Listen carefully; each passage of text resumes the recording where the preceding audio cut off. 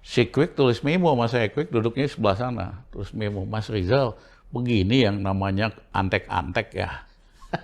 Ya, kok dia yang bacain letter of intent IMF kepada kita semua. Wong saya yang negosiasi, kok saya yang tanda tangan. Emang kita kagak bisa bahasa Inggris? Di belakangnya saya tulisin, Pak Kwek, masa orang ngerti yang namanya komprador asing ya begini. Dia ngabdi sama tuannya, bukan sama kepentingan nasional kita. Sayang saya nggak simpen itu. Coret-coret gitu.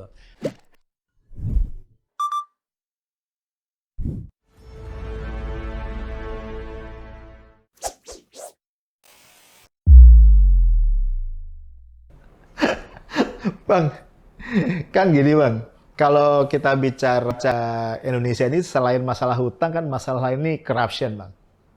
Betul ya Bang ya? Ya. Ini masalah yang menggerogoti ekonomi kita. Kemarin ini ada berita kan Bang ya, pertama kali nih KPK ini menerbitkan SP3 Bang, untuk obligor Samsul Nur Salim. Ya. But on the other hand kemudian dengan bangga nih Pak Mahfud bilang, kita udah bikin satgas nih buat menagih obligor BLBI. Kalau saya sebagai orang awam gini Bang, ini kasus pidananya aja dihentikan nih, lu mau tagih lewat perdata ini. Nah, tapi saya minta pendapat Abang nih. Ya saya kira bener lah. Arif bener banget. Pidana aja gagal, apalagi perdata. Ya, ini mah cuman apa ya, PR spin aja, ya kan? Dibikin lagi seolah-olah ada upaya gitu loh. Ini permainan PR spin aja. Oke. Ini paling jago nih pemerintah ini. Bikin spin-spin PR yang kagak jelas gitu loh.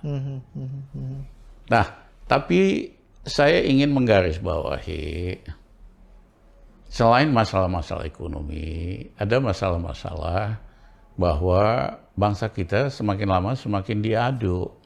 Oke. Ya, karena istilah saya, secara sengaja dikembangkan isu-isu yang sifatnya Islamophobia. Yang nggak suka Islam lah. Ya kan, dengan alatnya itu radikal-radikul. Ya kan. Seolah-olah pokok masalah yang utama kita nih ini. Ya, memang betul sebagian ada yang jadi teroris, tapi itu kan daftar terorisnya udah punya semua. Yes. Iya kan, polisi atau intel, ya tangkepin aja gitu loh. Iya. Mayoritas bangsa kita itu moderat, nggak aneh-aneh. Nah, ternyata ini secara sistematis isu ini dikembangin terus. Ternyata memang tujuannya supaya rakyat kita fokusnya beralih ngomongin masalah ini. Tidak minta pertanggungjawaban di dalam bidang ekonomi. Lu mampu nggak sih ciptain lapangan kerja sebagai pemimpin? Lu mampu nggak tingkat kesejahteraan? Enggak, mayoritas rakyat kita sibuk ngomongin soal agama, soal perlakuan tidak adil terhadap Islam. Iya kan? Jadi berhasil mengalihkan isu. Oke. Nah, yang kedua adalah kita nih, Arif, negara Pancasila. Ya. Artinya kita tidak boleh fobia terhadap agama apapun. Terhadap Islam, terhadap Buddhis, Katolik, atau sebagainya. Kebayang nggak Arif, di Amerika, seorang presiden Amerika, itu protestan fobia. 2 minggu selesai deh. Ya. Nah, yang ketiga, ini dipakai sebagai alat mobilisasi finansial. Kenapa? Taipan paling takut kalau Indonesia jadi negara Islam. Iya kan? Nah, semakin banyak yang pengen negara Islam, itu mereka tarikin sumbangannya semua, pada nyumbang tuh. Jadi proposal nih Bang ya? Jadi proposal untuk membiayain. Iya. Ya. Itu salah satu tuh konduktornya si Giovanni. Ya, Taipan nyumbang dia biayain PSI, dia biayain, ya kan, yang Islamophobia lah. Ya kan. Jadi memang sengaja sebagai alat, saking takutnya mereka Indonesia berubah jadi ISIS atau negara Islam yang nggak mungkin, ya kan. Nah, mereka mau nyumbang untuk terus kampanye ini. Ya, jadi rakyat kita nggak fokus. Ya, ada yang bilang, wah si ini harus dibebasin nih, pada mau ditangkep-tangkepin segala macam. Saya bilang nggak usah pusing lah, nanti kalau ada perubahan kita bebasin semua. Rizik kita bebasin, Jumhur kita bebasin. Ya, fokus saja sama perubahan sama perbaikan. Jangan ladenin isu-isu yang nggak penting gitu. Bang Rizal, tadi kembali ke kekuatan ekonomi kita Bang untuk nahan kondisi ini. Ini kan sampai 2024 kalau hitungannya Bang Rizal nih, nyampe nggak Bang? Dengan hutang, dengan corruption, dengan macam-macam yang tadi Bang. Dia begini deh,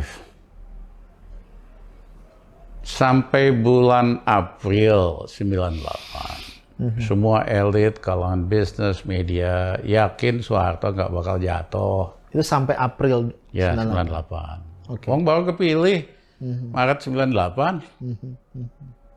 Ya, ternyata sebulan kemudian kan jatuh. Oke. Karena tidak menduga dampak dari krisis ekonomi ini. Yang kedua, tidak ngerti bahwa Amerika ya mengalami perubahan. Tadinya senang banget sama Harto, Clinton udah nggak mau lagi Soeharto. Perubahan geopolitik gitu loh. Oke. Nah, hari ini kan sama. Mereka underestimate krisis ini. Dan ini makin besar. Ya. Yang kedua, terjadi juga perubahan geopolitik. Dari Trump yang tadinya vulgar banget terhadap Cina, gini-gini, diganti sama Biden yang lebih canggih, dibantu sama orang-orang berpengalaman, jago, Menteri Luar Negerinya, Antony Blinken, dan lain-lain, yang nganggap Indonesia ini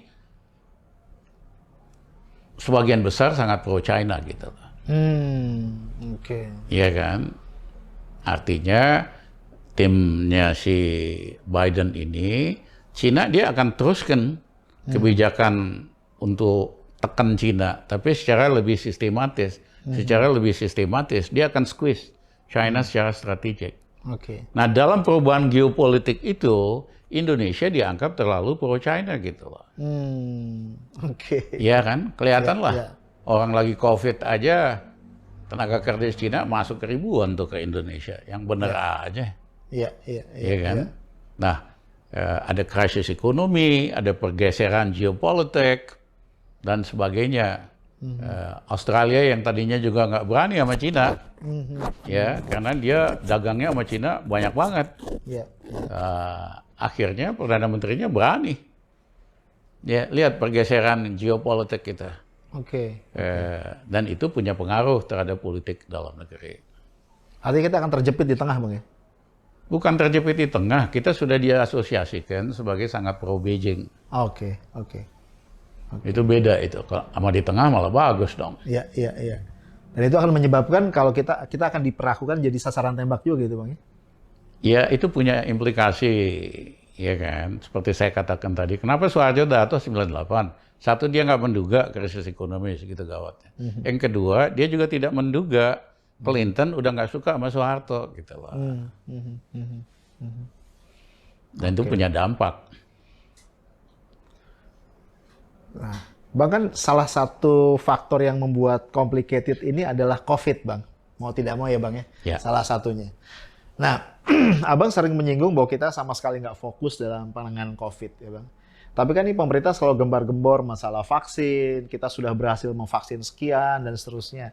Dan kayaknya optimis banget nih, kita bisa segera membangun herd immunity, dan kita bisa segera kembali ke normal. Gitu. Abang ngelihatnya gimana? Jadi dari awal memang kita kan pendekatan kita terhadap COVID ini tidak ilmiah, tidak saintifik. Seperti kebijakan kita umumnya. Ya, misalnya nggak mungkin COVID, orang Indonesia banyak makan bumbu, banyak makan matahari, kena matahari dan sebagainya. Kenyataannya kan sebaliknya. Wong Brazil yang di Kalustiwa juga sama panas, suka makanan Spanyol, spicy, korbannya malah lebih banyak. Ya kan? Nah, yang saya kaget selama Menteri Kesehatan Terawan, teman saya, rupanya walaupun sudah kirim delegasi mau beli vaksin, Cina di Eropa, ternyata Pak Terawan nggak mau tanda tangan down payment-nya. Oke. Ya, kalau kita beli apa-apa kan kita mesti bayar uang muka dong. Sehingga yang terjadi, harusnya kan awal tahun ini udah banyak yang datang. Karena kita perlu total untuk 170 juta orang Indonesia, 340 juta vaksin. Yes, 2 dosis. Ya, harusnya itu Januari udah banyak gitu, udah puluhan juta yang datang. Ternyata sampai hari ini, ya kan, total yang divaksin baru berapa belas juta. Lupa saya angka, ada grafiknya tadi di situ. Ya, kenapa? Karena vaksinnya nggak ada lagi. Datangnya cuman sedikit-sedikit gitu loh. Oke. Ya, nah kemungkinan besar vaksin buat Indonesia baru sampai besar-besaran akhir tahun ini atau semester depan. Apalagi hari ini ada kompetisi buat dapat vaksin karena ada gelombang kedua, gelombang ketiga COVID. Yes. India lagi cari vaksin, Jepang juga, Eropa lagi rebutan vaksin nih. Nah kita karena tadi itu nggak mau bayar down payment, datangnya baru sedikit, iya kan? Dan dari segi yang vaksinnya ada sih memang udah dipakai semua lah, kasarnya gitu. Tapi supaya kita efektif anti COVID-nya kan harus 340 juta vaksin. Dan itu kayaknya bisa diundur sampai akhir tahun ini atau tahun depan. Ya, jadi nah kemudian ada vaksin Nusantara kan, yang hebohnya luar biasa. Itu anak muda bisnismen 34 tahun dari Surabaya berhasil yakinin Terawan. Iya kan? Bagus-bagus aja vaksin buatan Indonesia ternyata juga kagak dari US. Tapi yang penting proses tes klinisnya itu nggak dilakukan yang benar sehingga ditolak oleh POM. Iya kan? Memang beberapa elit yang nggak tahu dapat apa, ya kan, mau disuntik sama vaksin ini. Harus dibedakan yang elit sama rakyat biasa. Kalau elit kan ada masalah dia pasti bisa atasi. Ya. Tapi kalau rakyat biasa puluhan juta kita vaksin, ya kalau nggak beres yang meninggal banyak banget gitu loh. Jadi keputusan BPOM itu tepat. Ya, kita risetnya aja nggak benar kok. Ya itu vaksin Nusantara tadinya pakai nama dosen-dosen UGM, UNER, semua pada ngundurin diri, cuma dipakai namanya doang, tidak dilibatkan di dalam tes klinisnya gitu. Ya, jadi apa? Ya kita sekali lagi kalau kita mau maju, kita mesti menggunakan pendekatan saintifik sejauh mungkin. Kebijakan jangan kira-kira, ya, tapi ada estimate-nya. Ya, harus ikutin kalau obat itu clinical test yang lazim di seluruh dunia untuk obat baru gitu lah. Nah, tapi kalau pendekatannya itu hanya soal semangat-semangatan, ya ciri-ciri negara berkembang gitu lah. Bang, tapi kan nih vaksin ini juga aspek politisnya jadi kental banget ya Bang ya? Pengambilan keputusannya segala macam. Karena misalnya BPOM juga, orang kan bertanya-tanya juga, betul nggak sih efikasinya segitu yang Sinovac misalnya Bang? Ya. Kan ini ada jemaah haji kita nih nggak bisa berangkat nih Bang, umroh udah pasti nggak bisa berangkat. Karena Saudi menolak Bang Sinovac karena nggak ada dari WHO. Apa namanya? Memang Sinovac efikasinya sekitar 55%. Dengan risiko, ya kan, sisanya itu nggak efektif. Harus divaksin ulang atau apa gitu loh. Ya memang nggak bisa dihindari, ini kan ada aspek bisnisnya tuh luar biasa. Bukan politis, bisnis ya. Karena kebayang nggak, kalau kita udah vaksin nih 340 juta vaksin, tahu-tahu yang efektif hanya 55%. Kan mesti vaksin yang ketiga lagi, keempat lagi. Duit lagi. Itu duit gede semua. Ini katanya bisa 75T Bang tahun ini doang Bang. Ya mungkin lebih lah saya kira ya. Karena sekarang makin susah dapat vaksin. Pemerintah Eropa aja, Jerman itu lagi nyari vaksin. Oke. Karena dia ada gelombang ini lagi Bang ya? Ya, karena gelombang kedua, variasinya gelombang ketiga. Bang, yang rame juga belakangan ini adalah reshuffle, Bang. Nah, ini menarik nih buat saya tanya pendapat Bang Rizal. Ini kalau saya hitung-hitung nih Bang, di antara juara-juaranya Pak Jokowi, salah satunya juara reshuffle, Bang. Karena dari masa kepemimpinan beliau ini, kalau jadi besok reshuffle, ini reshuffle yang ke-6, Bang. Menurut Bang Rizal nih, ini reshuffle ini masih ada gunanya atau gimana? Dan kalau ada nih siapa Bang yang menurut Abang mestinya di-cut nih? Kalau reshuffle dalam negara demokratis itu biasa sekali. Oke. Di Eropa malah sering, di Italia itu benar-benar. Ya, pertanyaannya, kalau di Eropa reshuffle ya Perdana Menterinya juga. Oke. Iya kan, diganti. Karena dia kan yang milih menteri-menterinya. Oke. Jadi bukan hanya menterinya doang gitu loh. Oke. Di Belanda, ya kan, Perdana Menteri mundur juga semua gitu. Oke. Dan memang rakyat kita sih banyak yang mau ya semuanya dong, jangan menterinya doang. Ya kan? Iya, iya. Nah, teorinya sederhana, kamu ganti dengan tim yang lebih bagus gitu loh. Supaya kinerjanya lebih bagus. Fakta bahwa sering sekali diganti menteri-menterinya, nunjukin bahwa timnya nggak bagus. Oke. Iya kan? Tapi yang milih kan presiden, tanggung jawab dong. Yes. Iya kan? Kalau menterinya nggak bagus gitu. Nah, kenapa menterinya banyak kan nggak bagus?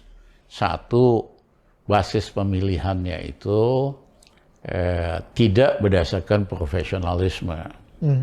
Ya, karena dari partai Oke. wajib diambil. Padahal kita mengaku negara presidensial. Oke. Kalau parlementer ya boleh, harus dengerin partai. Kalau presidensial kan enggak. Oke. Yang kedua ada bandarnya, cukongnya. Yang pengen menteri si ini, si itu. Atau Rizal Ramli harus diganti. Ya kan? Itu taipan reklamasi. Udah bayar. Supaya Rizal Ramli jangan jadi menteri. Ya, Yusuf Kala punya kepentingan bisnis banyak, Rizal Ramli digusur. Ya kan? Nah, esensinya pemilihannya itu nggak jelas basis profesionalismenya. Belum lagi integritas. Banyak yang kemudian mau jadi menteri, mau jadi kaya raya. Iya kan? Itu kan udah prinsip yang salah. Kalau kamu jadi pejabat publik di seluruh dunia, kamu harus lebih sederhana, lebih murah. Gajinya lebih murah kok. Kalau mau jadi orang kaya, jadi swasta. Iya, iya, iya. Ya kan? Di kita mah enggak, mau jadi pejabat, mau jadi kaya. Berapa turunan. Jadi motifnya memang udah salah. Dan yang ketiga, misalnya soal import lah. Pak Jokowi kan pidato, anti import, nggak import ini. Kenyataannya setiap menteri perdagangan yang dia angkat, itu ngubur rente. Ngubur untung besar dari import. Karena dari import bawang putih aja, itu di atas 8 triliun. Rentenya Import aja. gula berapa untungnya, rentenya? Oke. Ya, itu puluhan triliun. Iya, iya, iya. Ya, apa Pak Jokowi nggak ngerti? Saya sih antara percaya nggak percaya dia nggak ngerti. Ya kayak si Enggar itu kan luar biasa puluhan triliun yang dia terima itu, ya kan? Jadi setiap menterinya itu tugasnya nomor satu import. Siapapun orangnya. Sebelum yang sekarang nih, Iya, yang baru diganti itu juga sama. Begitu jadi menteri minggu pertama dia udah import gula, udah import garam, segala macam. Yang baru juga, karena mereka tahu setiap import itu mereka terima setoran. Oke, oke. Ya kan? Ini kan udah ada kartel ya. Iya, iya, iya. Nah, tetapi ini sangat bertentangan dengan ideologi dari partai yang mendukung Pak Jokowi. Yaitu partai pendukung dia kan partai nasionalis. Iya, iya, iya. Bung Karno, bapak ideologisnya. Marhainisme Bang ya? Ya, jadi waktu Bung Karno jadi mahasiswa di ITB, dia ke Bandung Selatan. Ketemu dengan petani yang namanya Marhen, petani gurem. dia sedih banget, prihatin banget, dia kembangkanlah bagaimana Indonesia harus menaikkan kesejahteraan para marhen-marhen ini. Itulah yang jadi basis ideologi daripada nasionalisme. Ya, tapi kok bisa Mbak Mega, PDIP dukung orang presiden yang membiarkan kebijakan ekonominya itu bikin rakyat susah. Kebijakan import, marhen ini makin lama makin miskin. Saya nggak ngomong apa ada, tadi saya kasih tabel kan. Nilai tukar petani kan merosot. Apalagi ngomongnya itu. Artinya petani makin lama makin miskin dengan kebijakan ini. Ya, jadi udah mengkhianati ideologi pendiri daripada Partai Nasionalis lah Bung Karno yang sangat pro petani.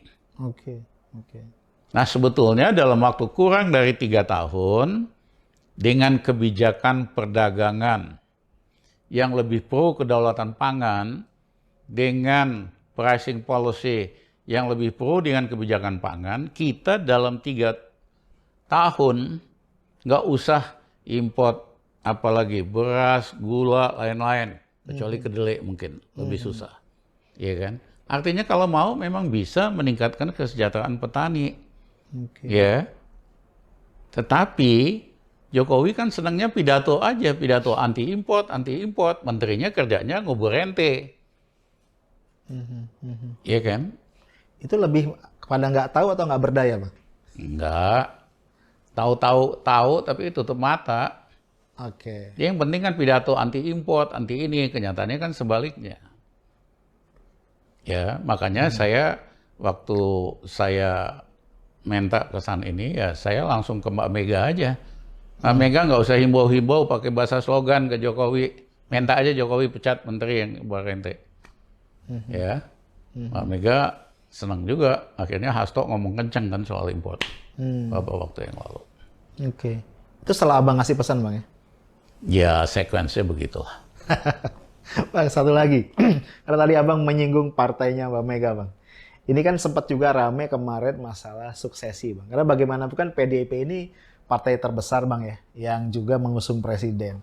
Sementara suksesi di sana jadi menarik nih, Bang. Kalau Abang kan cukup kenal nih, cukup dekat dengan Mbak Mega. Ini ngelihatnya apa, Bang, yang menyebabkan Mbak Mega sampai hari ini tuh nggak cukup pede lah untuk suksesi ke bawah, Bang? Tetap. Sekali lain kesempatan lagi deh, itu topik yang lebih yang besar juga soal. Kayaknya ada rahasia nih. Guys, janji tuh ya Bang Rizal, next katanya. Bang, satu lagi deh terakhir sebagai closing, Bang, sebelum pembuka. Bang, misalnya Bang, sekarang Abang dapat kewenangan untuk membereskan ekonomi. Let's say 3 bulan pertama, Bang. Itu apa, Bang, langkah yang kebayang oleh Abang akan Abang ambil di 3 bulan pertama itu? Saya nggak berandai-andai. Tapi seandainya Rizal Ramli, ya kan, jadi pemimpin di Indonesia. 1 hari pertama jadi presiden, saya akan hapuskan undang-undang Omnibus Law. Kenapa? Perpu, Bang ya? Karena tanpa Omnibus Law kita bisa tingkatin ekonomi kok. Saya udah buktikan tahun 2000. Kita nggak perlu Omnibus Law-lawan, kita bikin, ya kan, supaya bisa pulih ekonominya. Dan saya dalam waktu 1 tahun 6% kita bisa capai. Track record kita buktikan itu. Nah yang kedua, kita cabut undang-undang mineral. Minerba. Karena harusnya kan udah 30 tahun harus dikembalikan ke negara, ke pemilikannya. Tapi pada bayar semua sama DPR, sama partai-partai, sehingga diperpanjang 10 tahun. Padahal kan sumber kekayaan alam Indonesia yang paling besar, itu sumber kekayaan Indonesia yang paling besar, sumber daya alam. Ini dikasih asing sama asing. Jadi kalau Rizal Ramli jadi pemimpin, kita batalin itu undang-undang Minerba, saya akan ambil, Republik Indonesia akan ambil 55% kepemilikannya. Tapi tidak 100%. Karena kalau 100% diisi BUMN, itu kerjanya korup doang, prestasi kagak ada. Ya, pemilik lama tetap kita kasih 45%. Oke. Ya kan? Nah, kalau 55% dimiliki negara, kita nggak ada defisit lagi. Oke. Ya. Yang ketiga, kita akan keluarkan Kepres, partai politik dibiayain oleh negara. Oke. Ya, seperti di Eropa, di Finlandia, dan sebagainya. Oke. Ya, saya udah alokasikan sekitar 30 triliun. 15 triliun untuk masing-masing partai, 15 partai 1 triliun. Sisanya berdasarkan jumlah vote. Oke. Ya, tetapi ADART semua partai harus diubah supaya terjadi demokrasi internal. Ya, misalnya Bang Arief mau masuk partai PDIP, berhak jadi ketua tanpa perlu jadi anaknya Soekarno, cucunya Soekarno. Susah tuh kalau gitu kan. Enggak, kalau setuju dapat subsidi negara. Enggak, maksudnya kalau ada Kalau nggak persyaratan setuju, tadi susah, Bang. kalau nggak setuju, silahkan cari duit sendiri. Oke. Lu ngaco-ngaco gue tangkap. Oke. Rizal Ramli mah sableng orangnya. Aku taruh di pulau di selatan Kalimantan yang banyak nyamuk malarianya. Kita tambahin nyamuk malarianya. Kita taruh di situ. Oke. Ya kan? Sehingga kita ubah partai politik Indonesia yang sumber korupsi paling gede itu partai politik. Iya. Ya, Setuju. sehingga betul-betul ubah kriminal demokrasi jadi demokrasi yang bekerja untuk rakyat dan bangsa. Ya, seperti di Eropa. Oke. Nah, itu yang ketiga. Yang keempat adalah kita ekonomi kita akan genjot. Tahun pertama 6%, tahun kedua harus di atas 10%. Kan itu tuh satu-satunya cara mengejar ketinggalan kita dari negara lain. Jepang sehabis Perang Dunia Kedua tumbuh 12% selama 20 tahun sehingga ngejar Barat. Cina setelah Deng Xiaoping tumbuh di atas 13% 25 tahun, akhirnya raksasa di dunia. Ya, kalau kita mau, kita harus tumbuh di atas 10% minimal dalam 10 tahun. Itu bisa dicapai kok. Ya. Nah, Indonesia nggak mungkin capai itu karena pemimpin yang nongol hari ini, nasional maupun lokal, itu kan KW2, KW3. Oke. Disponsorin oleh bandar. Udah KW2, KW3, maling pula lagi kan. Oke. Bagaimana mau maju? Jadi nggak pinter maling, Bang ya. Iya. Kalau bodoh aja sih nggak apa-apa, ini maling pula lagi. Kalau bodoh doang nggak nyusahin, Bang ya. Nggak nyusahin.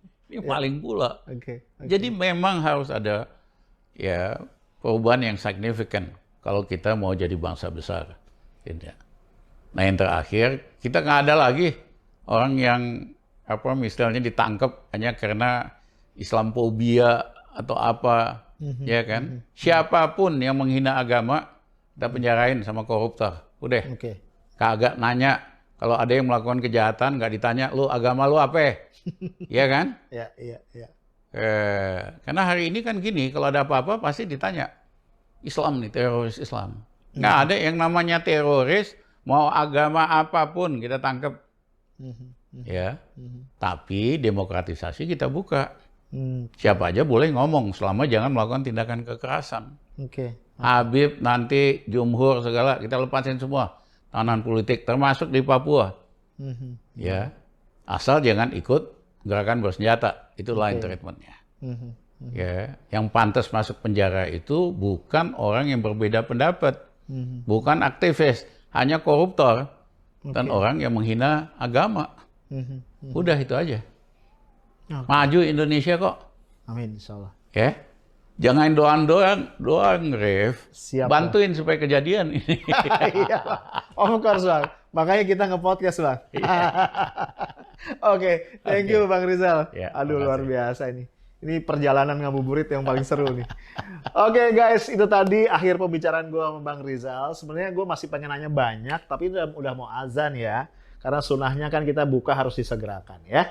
Tapi tadi gue akan tagih suatu hari, Bang Rizal janji nih mau cerita partainya Mbak Mega. Ntar kita tagih ya. Itu dulu guys dari gue, Stay Smart and Professional. Assalamualaikum warahmatullahi wabarakatuh.